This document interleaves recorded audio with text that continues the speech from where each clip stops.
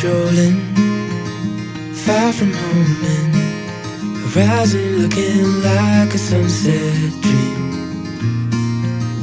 And not talking. Hello. I wasn't prepared to film a clip today, but I had a delivery and it's a really exciting one. So this morning I received a special delivery from Bendigo Woolen Mills, and yes, it is my yarn for the Maxine sweater, and I am buzzing. I am so excited because it means I get to cast on today. I literally cast off my Salty Days 2 days ago, I think, and I got it off the blocking mats this morning and posted my pictures and everything this morning. So that gives you an idea of where we're at in the knitting timeline. So I am doing the 6-color version, which means I needed to get a main color. So this is the main color I got. Now Bendigo Woolen Mills yarn comes in 200-gram balls. This is the classic 8-ply. This color is magnolia, and it's just this off-white. It's like a yellowy off-white color. I think they had like more of a gray off-white, but that was a lot cooler, and I wanted warm tones for this sweater. So magnolia is my main color. Then contrast color 1 is this beautiful muted beigey brown. This is called raffia. So yeah, that's contrast color 1. Contrast color 2 is this deep mossy green. This is broadleaf. And it's so beautiful. All of these yarns are so soft. I'm actually blown away. Contrast color 3. Oh, I changed. So I actually ended up changing this last minute, right as I was ordering the yarn. I was going to use another beige off-white light brown, but I had a look at the pattern and the charts again, and I thought, I don't think that color is going to work. So I actually got this one. This is called Ember Mix. It looks a lot more red on camera. It's a lot more burgundy in person. On the website, it looks a lot more purple. I was going for a purple, but I think the like the dark gray and purpley strands in there kind of give it purple vibes. So that one. And then contrast color 4 is this one, dark brown. It's called Caramel. And then the last one, this is contrast color 5, is pale eucalypt, which is literally this pale eucalyptus color. So those are my colors, and I'm really excited. I'll put a picture here of what they all look like together, but I'm really excited to cast on. I did a little mini tester gauge swatch using a 4.5mm needle to get my stockinette gauge, which is a 4.5mm needle is working for my stockinette gauge. So I'm thinking of using a 5mm for my colorwork yoke, which means I'm going to cast on right now. I am so excited about this sweater. I really am so thrilled that I was accepted for this test knit, and I feel so lucky, and I really just want to do the best job that I can do so that I can give feedback to Laura and really represent this pattern and represent her as a knitwear designer really well. And I want to take you guys along for the process. So that's what I'm going to do now. I'm going to cast on it using my 5mm needle, and we're going to get started on the colorwork yoke. I have a feeling I'm going to get a little bit carried away. I love colorwork, like a lot, and I get a little bit obsessed and hyperfixated, but I don't mind it so much. So that's what I'm going to do now. I'm going to cast on, and I think I'll update you, I don't know when, similar to my Salty Days vlog, kind of when I have something important to share and to say. Feeling like a postcard scene, 'cause it's just us two, dancing with the moon, my arms wrapped around you.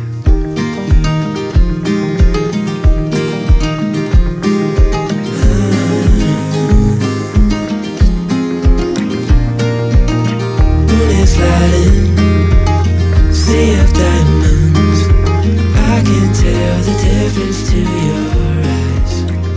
Hello. I thought I would do a bit of an update because I've made some pretty significant progress on my Maxine. I need to put my needle stoppers on so I don't lose any stitches, but I've worked a pretty significant portion of the yoke Let's see if I can show you here. There she is.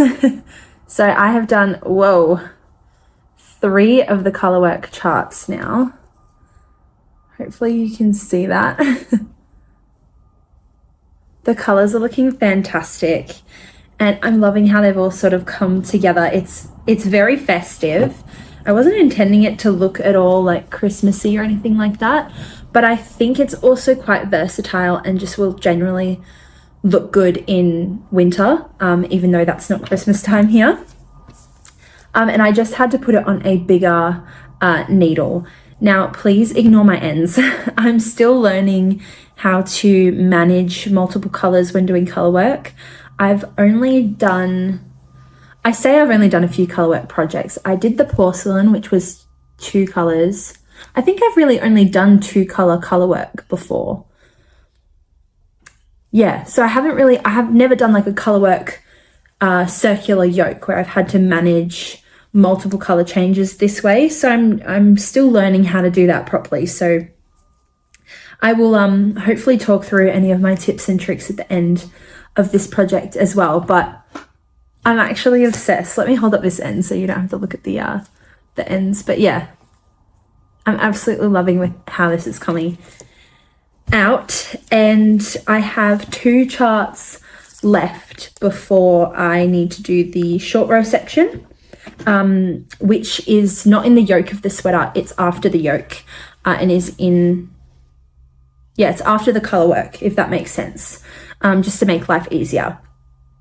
So with regards to the pattern, I'm really enjoying it. It's really clearly written. Laura writes really beautiful patterns that are really clear and really easy to understand. I personally haven't found any errors or anything yet to correct. There's been a couple of notes about making things consistent throughout the whole pattern and things like that, but stitch count wise and like little technically wise, I haven't found anything that needs correcting yet, which is great.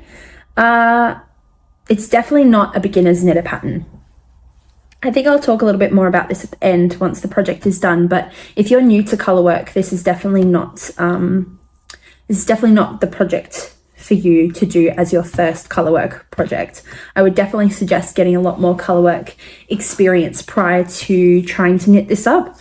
If you're super adventurous, I mean, go for it, why not? But I think there are some things in there that if you were a beginner, you would need more of an explanation about that isn't included in the pattern. So you could go out of your way to find that information if you need it as a beginner. But if you're looking for a pattern that explains every single step of every single process, you won't find it in this pattern, which is, I mean, this is advertised, I think, as an intermediate pattern. And obviously it's very complex color work. So yeah, it's very clear that it's not for beginners. So I don't think there should be any confusion there. In terms of my floats, I'm happy with how much I'm picking them up and catching them. In this pattern, the longest float that you would have to carry is 7 stitches long, but I have been catching that float just because I want my attention to be quite even, and I find if the floats are too long, my color work can be quite messy. So I have been catching that float in the 7 stitch sections, but in each row there's only 2 colors you're working at one time. There's no row that has 3 colors in it. So I think that's called Fair Isle knitting when there's only 2. So yeah, that's that. I'm really enjoying it. I'm loving this yarn as well, this Bendigo Classic 8-ply. Fantastic. It's really soft. It's beautiful to work with. It is superwash. At least the tag says 100% machine washable and gives you machine washing instructions. And you can definitely tell that it's superwash. It's a little bit shiny and it has that feeling to it. I don't know how to explain it. It's not squeaky at all. Like, it's not horrible to work with. And it's really hard to describe if you've never felt superwash yarn before, but it definitely has that superwash feeling when I'm knitting with it. And the fabric, you can tell as well. But I'm sure with washing, it's going to soften up a lot. And yeah, I'm just really excited about this sweater. Hold on, I got a mess here.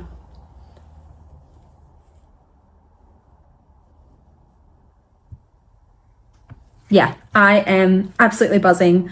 I'm so happy and so excited about this sweater.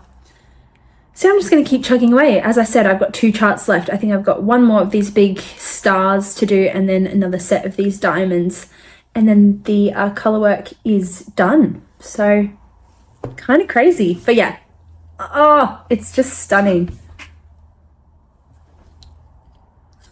I hope you can see that kind of properly. Okay, I'm gonna go knit.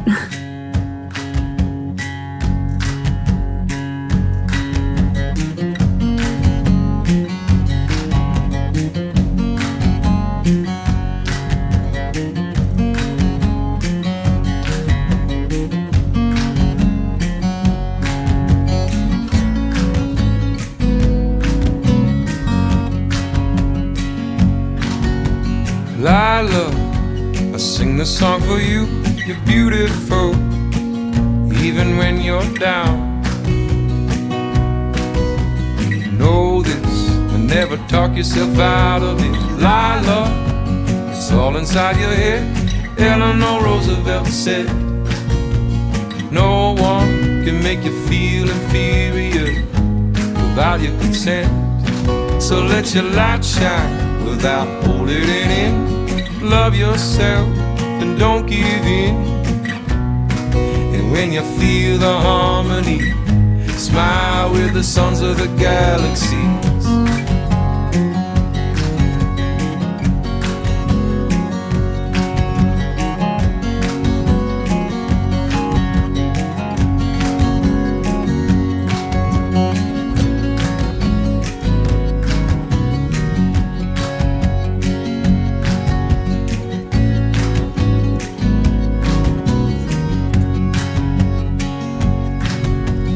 Lila, you're perfect like you are, a sublime creation, but you play yourself small. Such a waste of your beauty, girl. Lila, It's been a hot minute and I've made a lot of progress. I got burnt at the Tulip Festival yesterday. You would have seen I was sitting on a beautiful lounge chair enjoying some sun, but I didn't wear sunscreen, and so I got very burnt, but that's okay because I had a nice time. And you would have seen I was actually working on the body of my Maxine sweater. So let me show you where I'm up to. Here she is. So the colorwork yoke I finished a couple days ago, and it is so beautiful. I'm so happy with the colors that I chose, and I think Laura has really just designed such a gorgeous pattern that is really versatile for so many different colorways. So if you have a color palette in mind, it will work for this sweater. So absolutely in love with the yoke. I think the increases are quite invisible, which is great. I've never done a circular yoke before, so this is really exciting. I'm used to raglan stitches, which are really quite obvious. So to, increase over the yoke and not be able to see them at all, so freaking cool. But yes, I have split for sleeves. They're just on these barb cords at the moment. And I am working on the body now, just in the magnolia colorway. And I did do the short rows. And I absolutely love the way Laura has written these short rows. I'm so used to doing short rows where you knit, like with socks, how you knit a small number of stitches, you turn, and then when you come back, you pass the turn by a certain number of stitches and then turn again.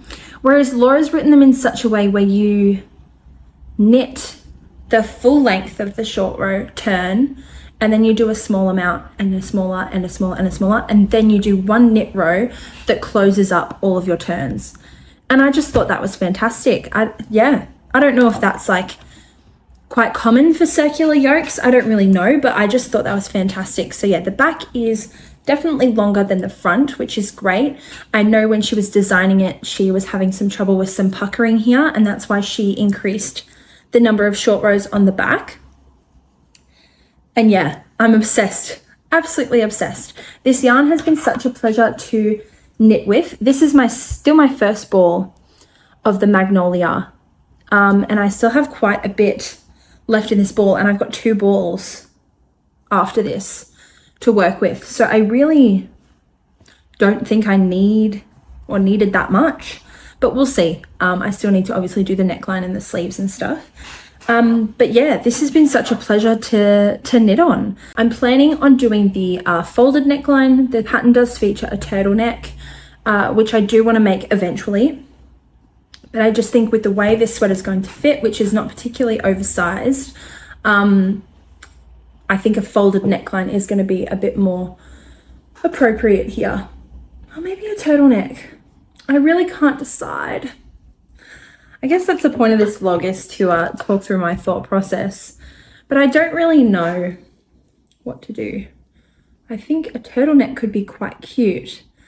But I think maybe I'll try this sweater on fairly soon, once I've done a little bit more on the body, and just see where the neckline is sitting before I decide to decide what I do with the neckline ribbing. But yeah, that's where we're up to. It was so nice knitting on it at the Tulip Festival. It was so beautiful out. Today is so rainy and gloomy. So big change, but that's Melbourne spring for you, right? You get your sunny day and then straight after you get pouring with rain.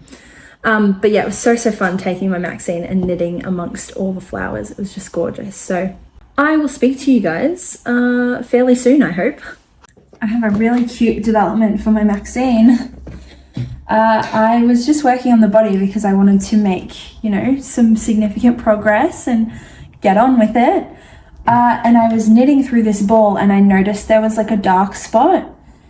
And so I pulled the yarn back to see what it was. Well, really blown out. And it was a moth. There was a moth that was just chilling in there. And I've had a full panic. I was texting Morgan, Mickey and Heidi in a panic, being like, what do I do? What is happening? They could be anywhere. They could be laying eggs. And I feel itchy. My whole body is I am repulsed. It is making me feel sick. So I think what I'm going to do is I'm going to, because I know that this ball for sure had a moth in it. Don't know where it came from. Don't know how long it's been in there. I've snipped that off the project. And I'm going to put this one in the freezer in a clip seal bag, obviously. And then Mickey mentioned that it also could have been in transit as well, or could have come from the woolen mills themselves. So I think what I'm going to do is I'm going to put all the Bendigo Woolen Mills yarn into clip seal bags in the freezer, just in case, just to be sure. Just want to make sure that there's nothing in there that could invade my stash. Because I literally emptied out that cabinet about a week ago and did a full reorganization. So it's been cleaned out, everything's been tidied. But this has never happened. I've always prided myself on the fact that I haven't had a moth or bug problem because this downstairs area is very light. It gets a lot of sun. So yeah, that's what I'm gonna do. I don't think I need to freeze the actual Maxine sweater.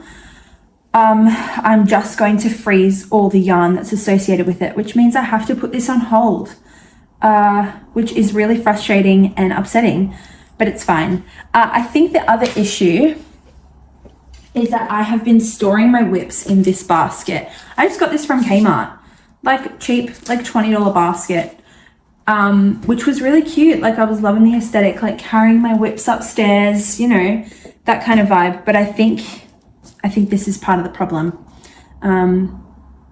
So we're not storing yarn in that anymore. We are eliminating all possible contributing factors. But yeah, I feel sick to my stomach knowing that there could be moths in all of my projects and just eating away at my knitting that. Anyway, so yeah, I'm gonna freeze all the Woolen Mills yarn, put the Maxine on hold, and I will report back once the yarn is no longer in quarantine.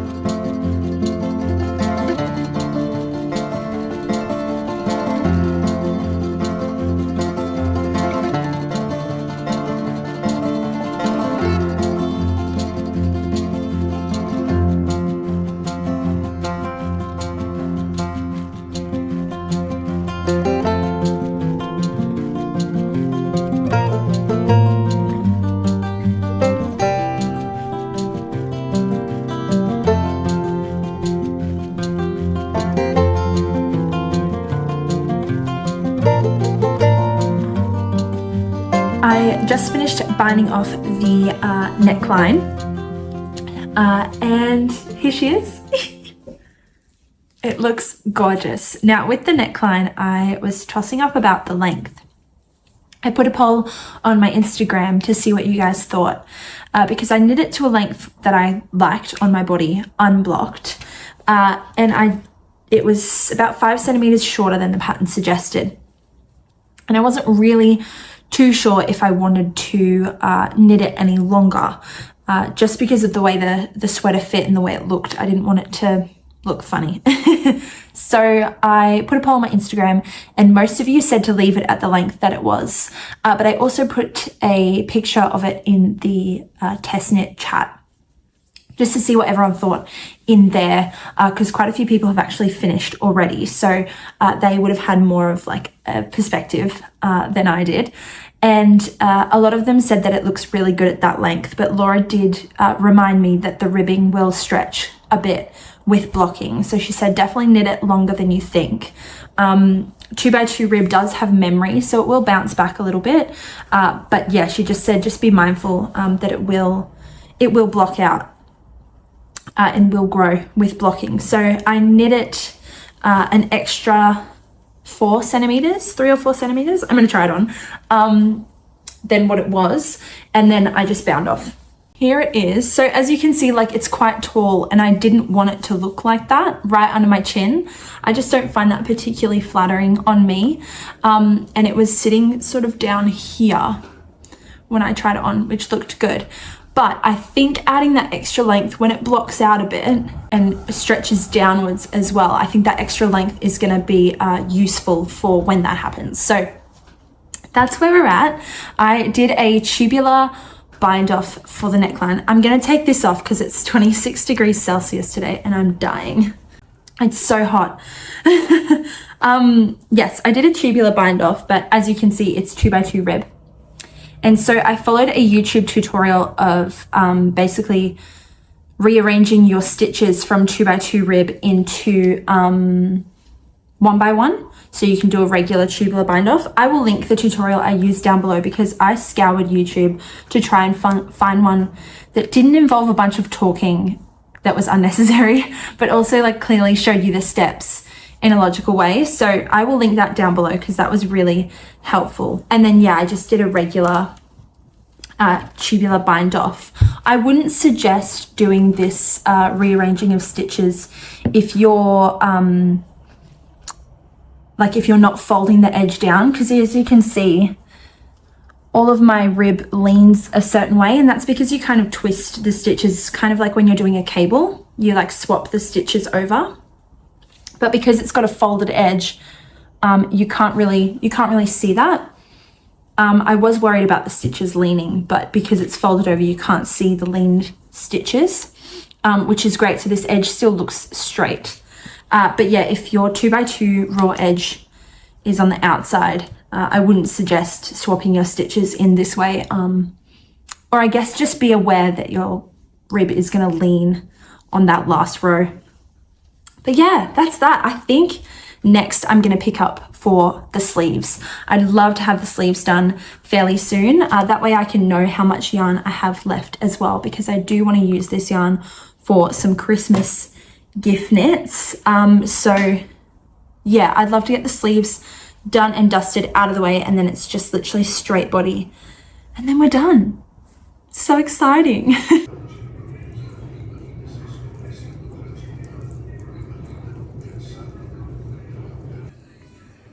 That was literally us before getting hand over.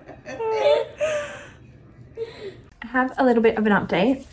I worked a lot this last fortnight and did not have time to sit down and update you on this sweater, but I do have 2 sleeves. So I knit these up this past fortnight, and I knit them up completely to pattern, decreases according to pattern, and length of the ribbing according to pattern as well, I think.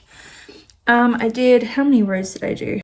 I did 20 rows on the cuff ribbing, and it's 2x2 rib, And so I was trying to think about how I could do Italian bind off with a 2x2 rib. And I went through YouTube and even like blog posts and websites and stuff to try and find a really good tutorial on how to change over your stitches and transfer your stitches into 1x1 rib so you could do a tubular bind off. And I also tried to look for some other like bind off options for 2x2 rib, but I really couldn't find anything that was like clear and looked good. So I think I told you about the neckline, how you kind of like cable the stitches to kind of swap them over, and how I didn't want to do that for the sleeves because when you fold it over it looks fine because the leaning stitches are on the purl side, whereas when then the knit stitches you can really see the leaning. So I ended up just doing one row of 1x1 rib and then doing tubular bind off, and I don't think you can really tell. I mean, you can see like the weird purl stitch that shouldn't be there, or the weird knit stitch, sorry, that shouldn't be there. You can see it, but like it's not really that noticeable, and I feel like it's a really clean cast off edge, so I'm really happy with that. Yeah, sleeves knit completely to pattern. I was considering maybe knitting them longer, so they're on my hand right now. I was considering knitting them longer, but I thought once it's blocked, they'll grow a little bit. And also it just suits the general tighter fit of this sweater to have shorter sleeves because the sleeves are quite tight. I am going to try this on actually. I've put cords on it because I have been working on the body as well. And I don't know when I should start the ribbing, and I kind of am hoping that I'm at the point where I can start the ribbing. I don't think I am actually. I'm like where my waist is right now. I'm going to try it on anyway. I'll be back. It's the cable's all twisted, but as you can see, we're just hitting my waist right now. Definitely not at the point to start the ribbing. I wish I was. As you can see, the sleeves hit like bracelet length at the moment, which I really like.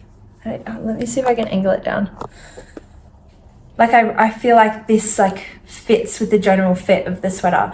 If it was any longer, I feel like it would look a bit funny.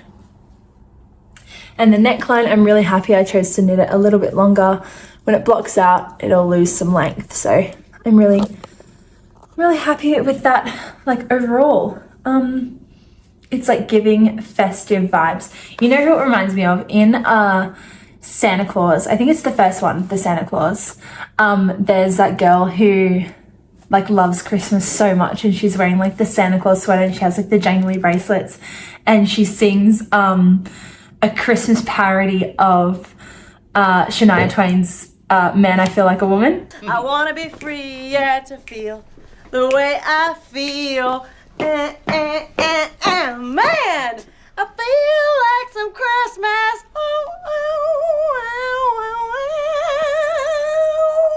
That's what this sweater makes me think of in like a good way. I always loved her. I always knew that I wanted to grow up to be her. So this is what this like reminds me of right now. And I think it's great. Yeah, still a bit of a ways to go before we can do the ribbing, like that much before I should start the ribbing, I reckon. But that's okay. It's just gorgeous. I kind of don't want to take it off, but I do want to knit on it. So the colors are just perfect. I think the palette I chose is fantastic, and it gives like Christmas, but like also not really. It's like subtle festive Christmas vibes. And with my nails, I'm in love. Okay, I'm gonna go knit on this now. It's been a long year. It's been a long life. I'm still loving you. Through mistakes and heartaches, through kisses and words unkind, through silent nights, I'm still loving you. So lay your head down. I'll breathe in and breathe out, and I will love you over and over again. live, laugh, and love. Lay your worries aside, and I will love you over and over again. There's nothing you could say, nothing you could do to turn me away. I will love you the best that I can, over and over again. Hello. Excuse the chaos. I'm sitting on the floor in my dining room, or what was my dining room, but I have sold my dining table. It's a long story. I will explain in my next podcast, I promise. But that's also the reason why there's books and things everywhere. So please disregard. But I finished my Maxine. Here she is. Looks so good on camera. It looks insane. Let me fix this turtleneck. I'm absolutely just in awe and in love with this piece. I can't quite believe that it's done. So I finished the sweater the week before the test finished. I think as I'm filming this, the test finished yesterday or the day before. And I'm really, really happy that I got it done in time and was able to share pictures and things before the test ended. Now I realized while I was editing, at the start of this video, I never mentioned what size I was knitting. I think I've mentioned it in a podcast and sort of explained that whole situation. But I knit up a size 2. That's what I was selected to test for. I put a range of sizes on my test application and got accepted for the size 2. The only thing with that is that the size 2 is not my recommended size for this pattern, and it does not have the recommended ease. So when I talk about the fit for this sweater, please keep that in mind. I ended up with 0 to negative ease-ish. I haven't measured the finished bust circumference, but when I've tried it on, it's tight, so 0 to negative ease, which is not what's intended for the pattern. The pattern is designed to have quite a bit of positive ease, so keep that in mind. But yeah, let's recap. So I used a 4.5mm needle for the colorwork portion and a 4mm needle for all of the stockinette, and then I think I did a 3.5 for all of the ribbing as well. And my gauge was spot on for the pattern. So the gauge was 20 stitches in 24 rows, and that is exactly what I got in both the colorwork and the stockinette portions of the sweater. I did write down the yarn amounts that I used. So I used Bendigo Woolen Mills Classic 8-ply, which you would have seen, and I would have showed you all of the colorways. And that yarn comes in 200 gram balls. So it's 400 meters in 200 grams, which I think is the same as the suggested yarn in the pattern.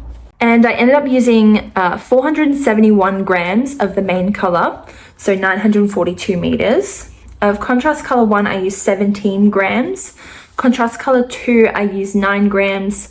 Contrast color 3, I used 8 grams. Contrast color 4 was 10 grams, and contrast color 5 was 5 grams of yarn. So a really, really sort of, I guess, economical pattern. And if you're looking for a way to maybe use up some mini skeins and things like that in some kind of colorwork design, this is a possibility. This is an option. And I did end up doing the same bind off that I mentioned for the sleeves on the body. So I did one round of 1x1 rib after my 2x2, and then bound off using a regular tubular bind off, and I think it looks quite clean. I think you can sort of tell that there's something going on here, but I think overall you can't really notice. And I'm really, really happy with how my Italian bind off looks on all of the edges, which is great. With regards to the pattern, I think I talked a little bit about how it's not really beginner friendly, and that's sort of how it's been advertised. It's more of an intermediate pattern, simply because, not because it's like difficult to do, but simply because the pattern doesn't hold your hand or explain all of the steps in detail. So for example, with things like catching floats, the pattern will just say, suggest to catch floats this many stitches or whatever it is. And just like little things that if you're a complete beginner to color work, you won't really know what that means until you Google it, which is fine. So if you're an adventurous beginner, you'll be fine. I think it's a really fun pattern, and it's so beautifully written and so clearly written that I think anyone could really pick it up and give it a go if they wanted to. What I really liked about this pattern was that it wasn't overwhelming with the charts. Yes, it's a chart repeat, but it just, the way the pattern was laid out made it really clear as to which charts you do wear, because obviously they are repeated, but the colors aren't the same between them all.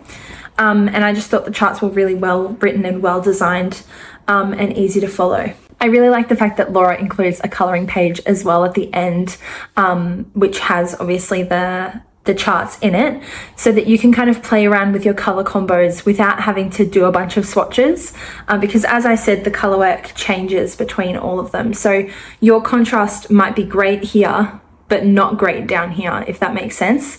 So I feel like that coloring page feature really allows you to play around with what colors you're planning on using and just seeing if they're actually going to work together throughout the entire pattern. I highly recommend any of Laura's patterns, especially this one. She's a designer who's up there with my faves, so I love her so much and really recommend her patterns. I am keen to knit up another one of these sweaters in different colors with the intended positive ease. I do like my sweaters to normally have quite a bit of positive ease, so I'd love to knit this up in more of an oversized version.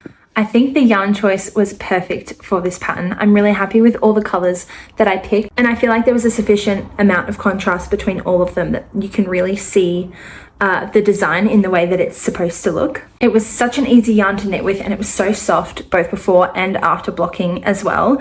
It didn't grow much with blocking, and I think that's most likely due to the fact that it is a superwash yarn, so it didn't really grow in any capacity, which I wasn't really relying on anyway. I knew that it fit regardless of relying on blocking to change that too much. Laura does suggest a non-superwash yarn for this pattern, simply because it does make color work look a little bit nicer. The colors sort of mesh together a little bit with the other colors and makes it just look a little bit, I guess, more cohesive. But I think this yarn did a good job of doing that, even though it is superwash, and I still think it looks great. The yarn was definitely splitty at times, and there are some spots where oh, I found one already, where I missed a strand, and so now there's a loop. I don't know if you can see that there. Yeah, definitely.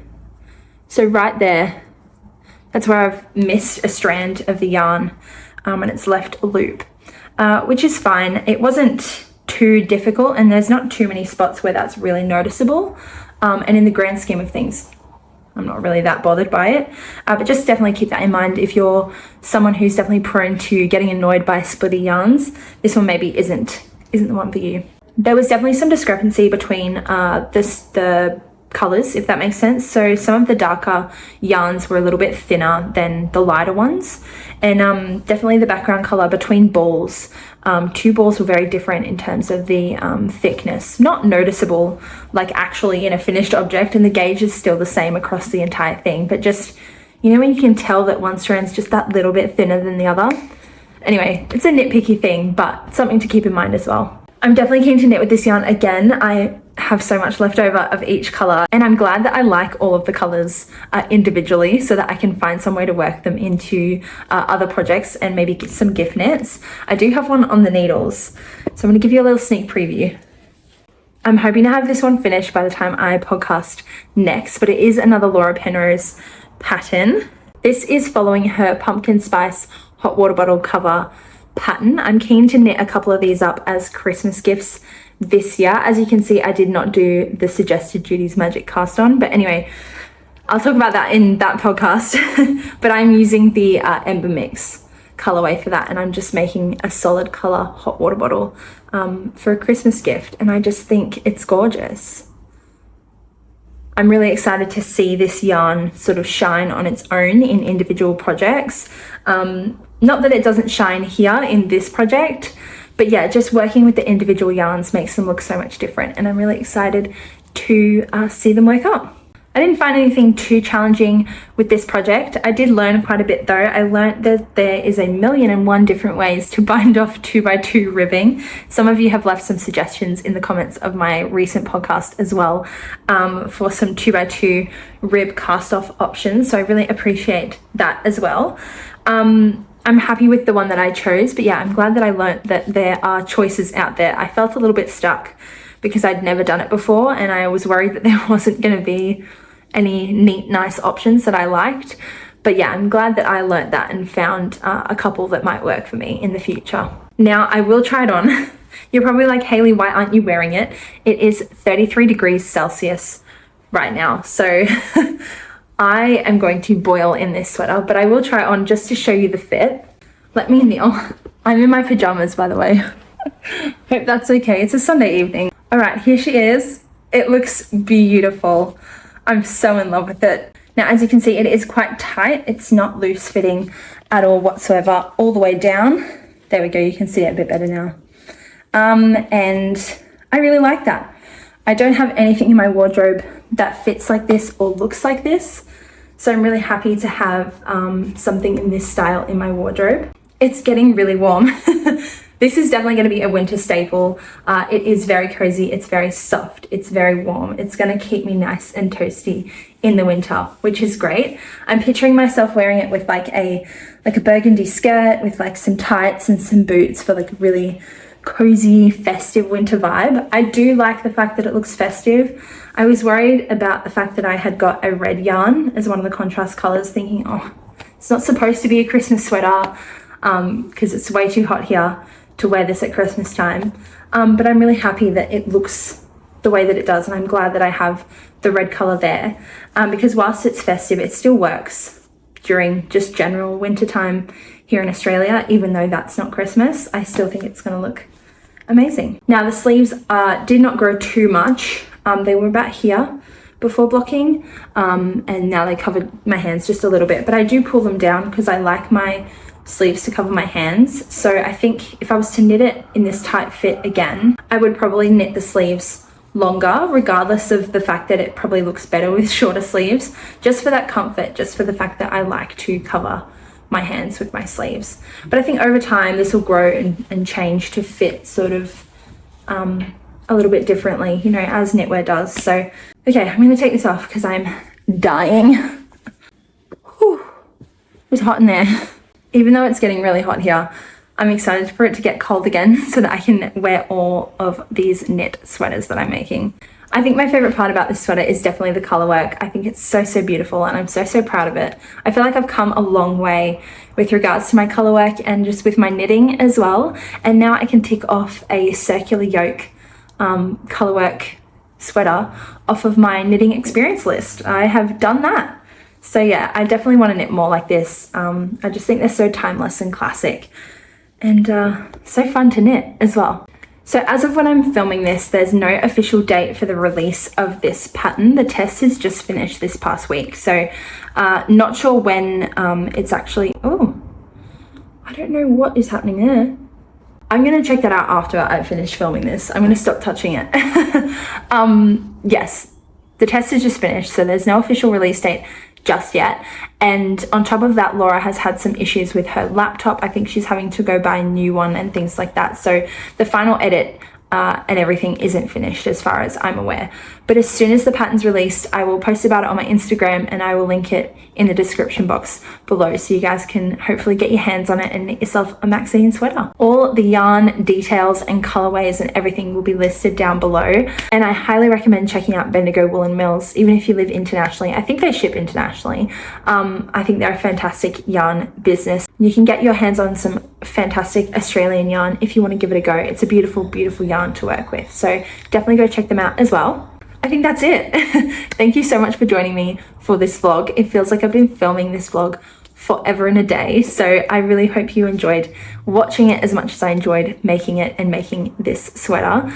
Hopefully I can share some more pictures of this on my Instagram soon. It is just way too hot for me to actually wear this out and about at the moment. So hopefully when the weather cools down, I can get some wear out of this, and I'll obviously share all of that on my Instagram. I hope you guys are safe and well wherever you are, and I'll see you in my next video. Bye.